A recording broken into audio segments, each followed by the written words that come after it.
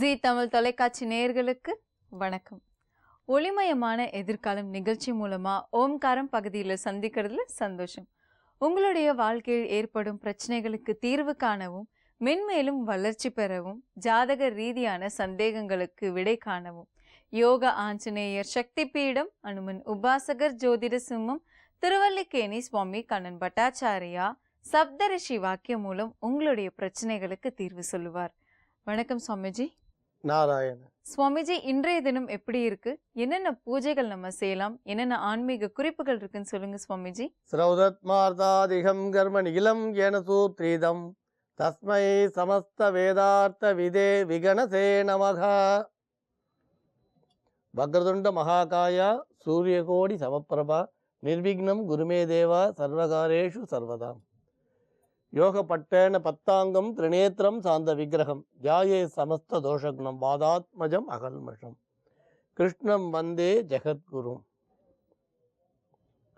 ஜெயந்தி மங்களாகாளி பத்ரகாளி கபாலினி துர்காஷமா சிவாதாத்ரி சுவாகாஸ்வதா நமோஸ்துதே.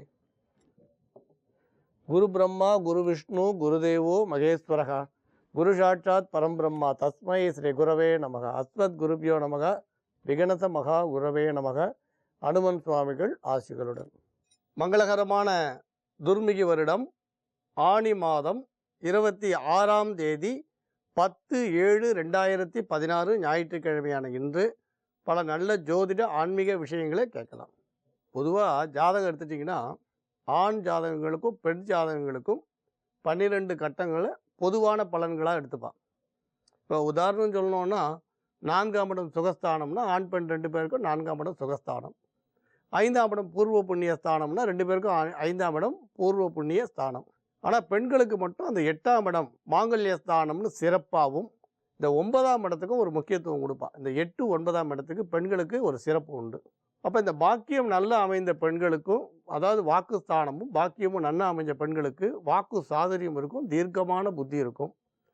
பாக்கியாதிபதிக்கும் லக்னாதிபதிக்கும் சம்பந்தம் ஏற்பட்டால் எல்லா காரியங்களையும் ஜெயிக்கக்கூடியவளாக இருப்பாள். எவ்வளவு போராட்டங்கள் வந்தாலும் ஜெயிக்கக்கூடிய அற்புதமான சக்தி இருக்கும். இந்த தமயந்தி கூட பார்த்திங்கன்னா புத்தி கூர்மையும் சாதுரியமும் ரொம்ப இருந்தது. உங்களுக்கு தமயந்திக்கு நலனை கல்யாணம் பண்ணிக்கணும்னு ஆசை, நலனுக்கும் தமயந்தி மேலே பிரியம் இருந்தது.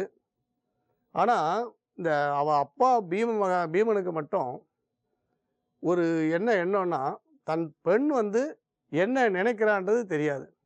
இங்கே பஞ்சபாண்டவர் நினச்சிடாதீங்க, இந்த இது நலசரித்திரத்தில் வர விஷயம். இந்த தமயந்தி என்ன ஆசைப்படுறான்றது அப்பா தெரிஞ்சுக்கல. இப்போ இருக்கக்கூடிய தகப்பனார்களும் அப்படி தானே இருக்கா, பெண்ணு என்ன நினைக்கிறான்னு தெரிஞ்சுக்கிறது இல்லை. அவன் அழகா தப்பிச்சு வருவான். உன் வேலை என்னவோ அதை மட்டும் பாரு. புதக்குழியா இருக்கிற பாதைக்கு போக வேண்டாம்னு சொல்றேன், நீங்க கேட்க மாட்டேங்கிறீங்களே. எல்லாத்துக்கும் கடைசியா ஒரே ஒரு வார்த்தை சொல்றேன் அத்தை. தெய்வம் கொடுக்கறத யாராலையும் தடுக்க முடியாது. தெய்வம் கொடுக்க மறுக்கிறத யாராலையும் கொடுக்கவும் முடியாது.